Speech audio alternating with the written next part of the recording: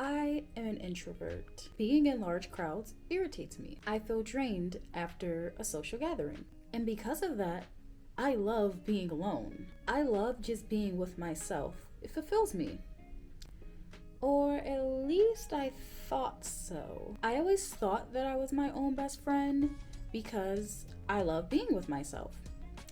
But this was not true at all. I felt unworthy when I wasn't invited to things.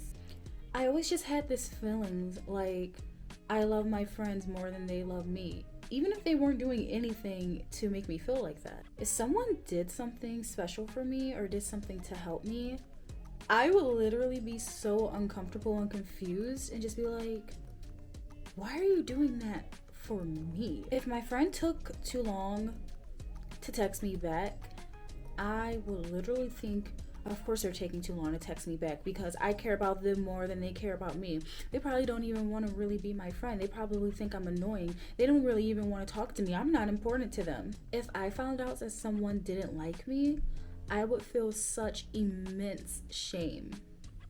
I used to have very strong issues about my self-esteem and about my self-worth, and I didn't understand until I went on my self-love journey and until I started to put in the work to work on myself. Now, I know that my friends and my brother love me and enjoy my company because I know who I am as a person. I go out to eat alone. I take on social challenges alone, and I do it to improve my confidence. I don't care if people don't like me because that just means they're not my people. I've done a complete 180 and I'm going to show you what I did. First things first, stop saying that you have to spend time alone or you're going to be by yourself tonight. Start saying, I get to spend time with myself. Sound exciting, like you have plans with yourself, but it also changes your mindset around it. And instead of thinking that you're going to be alone, no, you're going to be with yourself. This is the first switch that I made, and I notice now that I don't ever say I have to spend time alone. Like now my mind automatically goes to I'm spending time with myself. Okay, next step, get a journal. And you guys, when I say to get a journal, I mean get a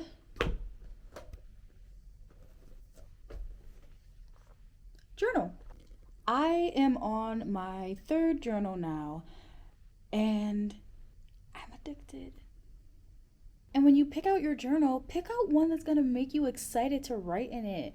Pick out one that expresses your personality, that makes you feel cute, makes you feel like that girl. My journal literally has little cute kitties on it. Like, how could I not want to write in that?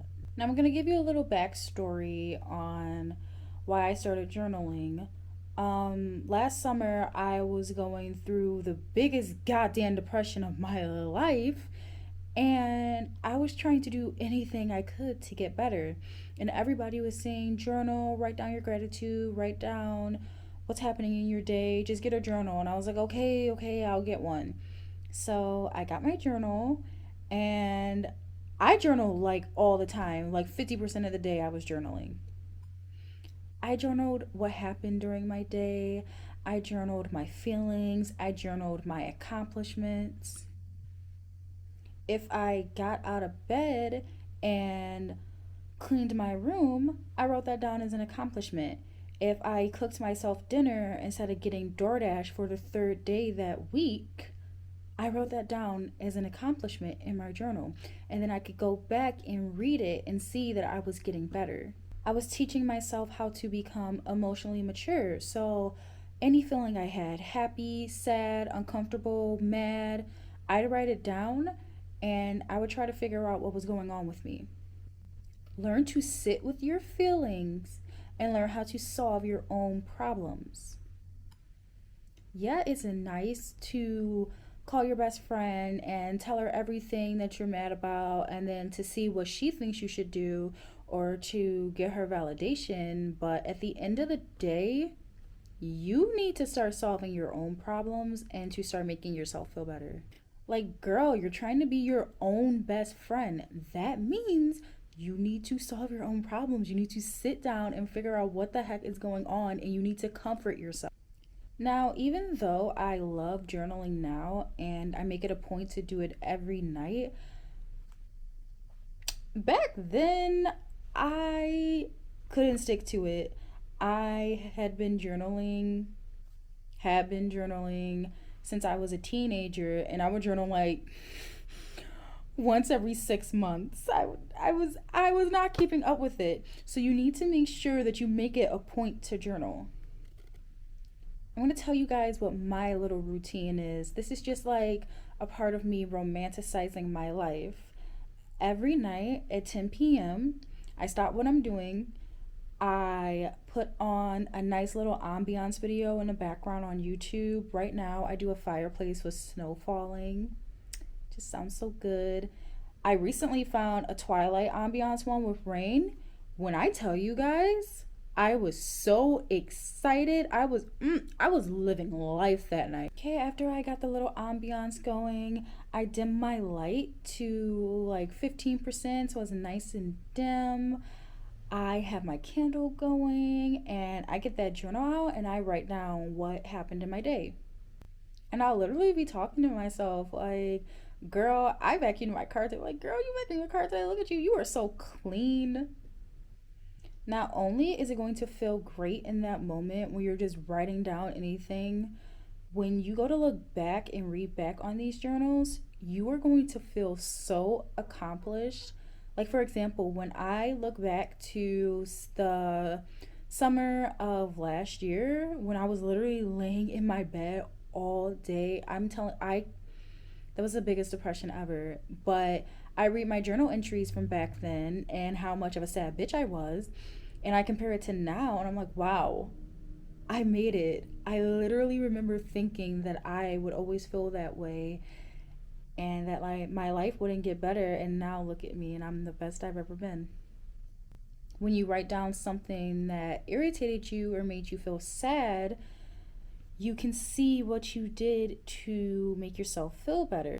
For example, when I just feel like I'm in a rut and I just feel sad and I don't know what's going on with me, I've realized from reading my previous journal entries that getting in the shower makes me feel better. So there I am solving my own problems. The whole point of this section is, guys, get a journal. Get a journal if you want to be that girl.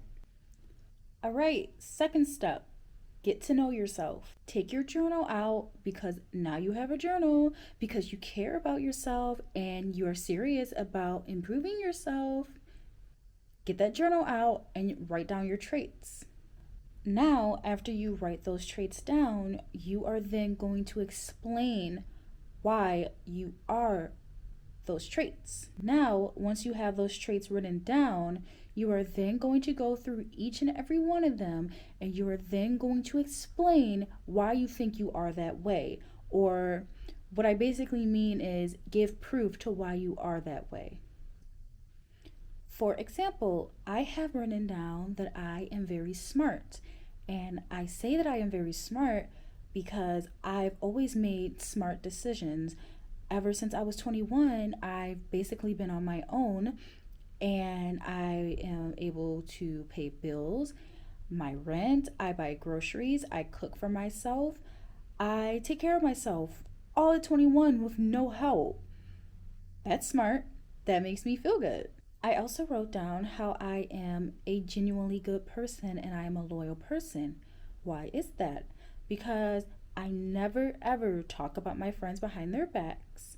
I never stab them in the back. I never share their business. And I would never do anything to betray them. And this step is very, very crucial because how the heck are you going to be best friends with yourself if you don't know anything about yourself? I bet you know your other best friend. I bet if someone told you right now to describe them, you would be able to do it without even thinking. But if someone were to come up to you right now and say, tell me about yourself. What do you feel about yourself? What are your traits? You'd stutter. Girl, not anymore. You need to get to know yourself. Another great part of knowing who you are as a person is that when people come and they try to tell you otherwise, you could literally look at them like they're crazy and be like, actually, no. When people try to say that you're selfish or that you're a bitch for loving on yourself, and they will do that because people got issues, you are then going to think to yourself, their opinion doesn't matter of me. It's their opinion. I know that I'm a good human being. I know that I actually care for others, and I know that I'm a nice person. All that matters. It's not going to get to you. Next, in your journal, you're going to write down your faults or your undesirable traits that you have. And this is going to be very uncomfortable. And it's okay that it's going to be very uncomfortable. Look, we're not here to judge ourselves. We're here to empower ourselves and to get to know ourselves and to become the better versions of ourselves. So, when you write down your undesirable trait, you're then going to think, why do I have this trait? What happened in my life? What did somebody say to me? What did somebody do to me that made me feel this way? And now, for example, for me, without getting too deep into it, I've always felt anxious about certain situations.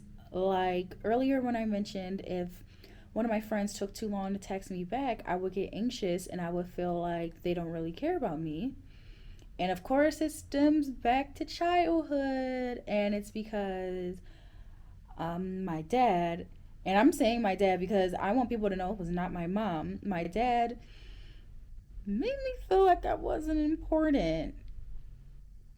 So I carried that with me throughout my life. Once you write down those traits and you figure out why you are that way, you'll realize that it's not even your fault. You have nothing to be ashamed of. And that is just so freeing. But wait, you're not just going to write that down and then figure out why you are that way. You're then going to do things to improve yourself. You could go to therapy. You could look at YouTube videos to help yourself, like you're doing right now with me. But that's also what I did. And I'll go and I will make a video and go more into detail about how to change your limiting beliefs about yourself, how to just become the better you. Another fun way to get to know yourself is to start a personal video diary. I use Snapchat for this and then I just hide it in the My Eyes Only section.